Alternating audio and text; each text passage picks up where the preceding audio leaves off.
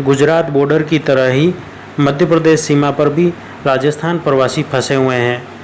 वहाँ पर लोग 2-2 दिन से फंसे हैं और आक्रोश उन्हीं की जुबानी। दोस्तों, चारोटी नाके पे ये लक्ष्मी ट्रैवल मालाड की गाड़ी खड़ी है।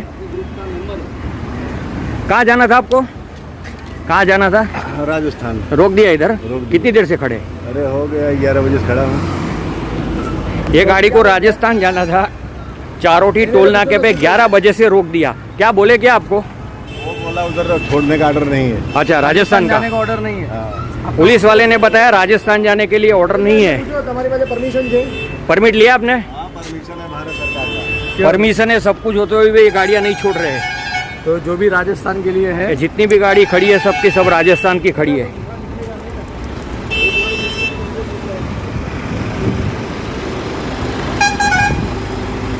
देखो ये कर्नाटक। दोस्तों, किसी को राजस्थान जाना है तो मत निकलना, फंस जाओगे आप। गुजरात जाना है तो ठीक है। देखो यहाँ सबकी परेशानी चारोटी टोल नाके पे। ये देखो ये सबकी सब गाड़ियाँ राजस्थान जाने वाली खड़ी है। प्लीज, तो राजस्थान जाने वाले कोई निकलना मत। अरे, सबको पता है क्या कि राजस्थान में प्रवासी लोगों को आने के लिए हामी भर दी है गहलोत सरकार ने? नहीं, उन्होंने तो ट्रेन लगवाने के लिए बोला है। अरे नहीं, उन्होंने बोला है आपको परमिशन दी जाएगी और आप परमिशन लीजिए और परमिशन लेने के बाद आप राजस्थान में आइए, हम आपका स्वागत करेंगे। लेकिन आएंगे कैसे? सवाल ये बनता है। आपने तो परमिशन दे दी, लेकिन आपकी परमिशन हम तक पहुंच भी गई, लेकिन अंदर कैसे आएंगे? आपने तो सील कर रखी है बॉर्डर को।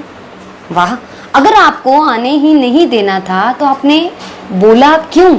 आपने क्यों परमिशन दी सबको? जैसे जी रहे थे, जैसे कर रहे थे, जैसे मर रहे थे, वैसे मर ही रहे थे। आपने ऐसी आशा दिखाकर सबको सड़कों पे तो ला दिया। अब जो सड़कों पे खड़े हैं ना, उन लोगों की जिम्मेदारी कौन लेगा? जो सड़कों पे भूखे मर रहे हैं, जो सड़कों पे कम से कम कल रात से वहां पे सोए पड़े हैं, वहीं पे बैठे हैं, तो आप उन लोग को नहीं जाने के लिए मजबूर कर रहे हैं। अपने जो आपके पुलिस वालों की कोई गलती नहीं है, पुलिस वालों को जो आदेश मिलेगा वो लोग करेंगे। उनको बोला गया है कि आप अंदर नहीं घुसने देंगे, अगर आप जबरदस्ती अंदर घुसने की कोशिश करेंगे तो आपकी पिटाई की जाएगी। और पिटाई, बकायदा उनको पिटाई करके पीटा जा रहा है। एक तो वो लोग भूखे हैं, ऊपर से उनकी पिटाई किए जा रहे हो। वो ना अपने घर के रहे ना घाट के, धोबी के कुत्ते बना के रखा है तुमने उनको। अरे, उन्हीं के माता पिता ने तुमको ये कुर्सी यहाँ तक पहुंचाया है। आपकी जो ये सरकार टिकी है ना, जिन 4 पहियों पे, जिन 4 खंभों पे आपकी जो सरकार टिकी हुई है ना, वो खंभे अब हिल रहे हैं। और अगर इनको हिलता हुआ नहीं देखना चाहते हो ना, तो कुछ करो उनके लिए, जिनको तुमने सड़कों पर उतार दिया है, जो अभी सड़कों पे बैठे हैं। कम से कम कल रात से ना उनके खाने की कोई व्यवस्था है। ऑब्वियसली नहीं होगी। कैसे होगी खाने की व्यवस्था? क्योंकि वो वहां से निकले थे अपने गांव जाने के लिए, 1 दिन का खाना लेके निकले होंगे। बराबर इतना ही समय लगता है, या जिनका जितना समय लगता है 2 दिन का लगता है, उतने दिन का लेके गए होंगे। जिनके पास नहीं है वो क्या करेंगे? यहाँ तक कि पानी तक की कोई व्यवस्था नहीं है, कहाँ से लाएंगे? सारी होटलें बंद है, सारी दुकानें बंद है। ऐसे में आपने क्या उनको वहां पे भूखा मरने के लिए छोड़ा हुआ है? भूख से तो यहाँ पे भी मर लेते, फिर वहां पे जाके मरने की क्या जरूरत थी? बड़ा सवाल है गहलोत सरकार आपसे, और आप इससे पल्ला झाड़ नहीं सकते हैं। अगर आप ये कहते हैं कि हमने तो कहा था कि आप आ सकते हैं और आप आइए, हम स्वागत कर रहे हैं, तो पहले अंदर तो आने दीजिए। आपके पास साधन नहीं है। अगर इतने लोगों की आप लोग ने अब तक स्कैनिंग की होती ना, तो कितने लोग जा चुके होते। और रही बात उनको क्वारंटाइन करने की, उस पर आप अपने नियम बनाइए। उसके ऊपर आप कहिए कि आपके लिए ऐसे ऐसे नियम होंगे। आप अंदर, आप जब बॉर्डर से अंदर आएंगे, आपके लिए ये नियम है। आपको जहां पर जाना है आप वहां पर जाइए, आपको वहां पे क्वारंटाइन किया जाएगा 14 दिन, 20 दिन, 25 दिन, जितना आपका नियम है उस हिसाब से। और अगर इसके अलावा भी आप क्वारंटाइन के नियमों को तोड़ते पाए गए तो आप पे इतना जुर्माना लगेगा। उस चीज पे हम एग्री करते हैं कि भाई आपने मना किया है, आपने अपने नियम बना रखे, आप अपनी बात पे स्पष्ट हैं। अरे आप तो अपनी ही बात पे स्पष्ट नहीं है, उस पर ही नहीं टिके हुए हैं। रोज एक नया नियम बनाते हैं और लोगों को बेवकूफ बनाते हो।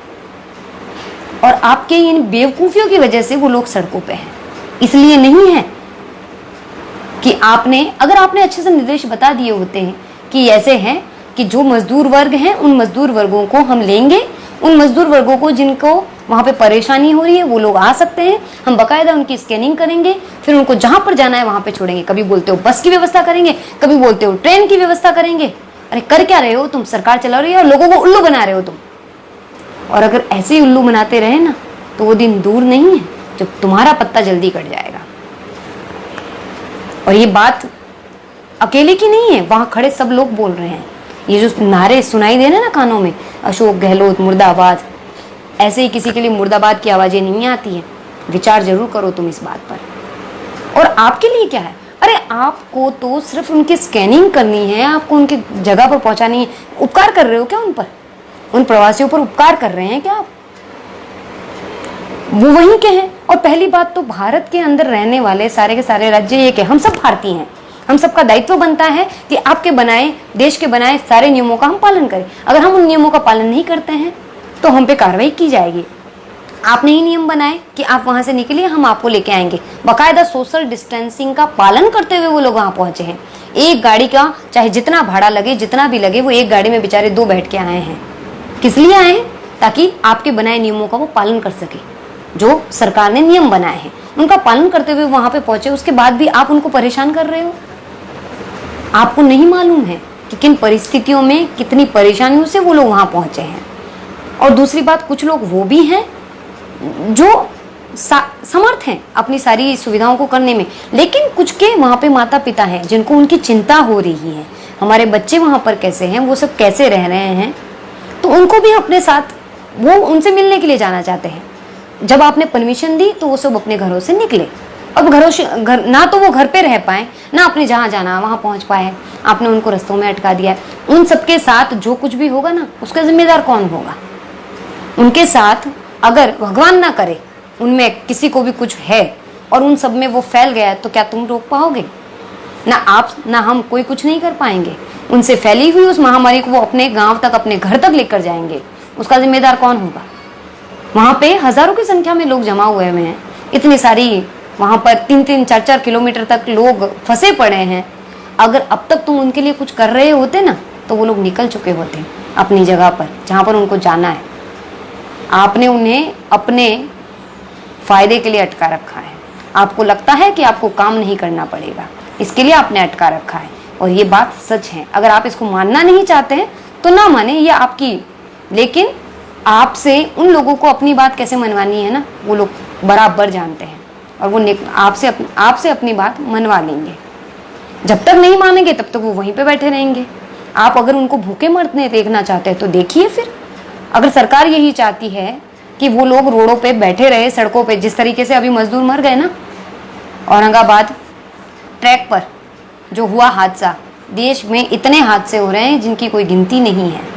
कभी गैस लीकेज हो रही है, कभी ट्रैक पर लोग मर रहे हैं। अरे मजदूरों की जान इतनी सस्ती नहीं है, चाहे मजदूर हो या अमीर हो, इतनी सस्ती नहीं है उनकी जान कि आप इस तरीके से उनकी जान के साथ खेलेंगे। कुछ सोचिए।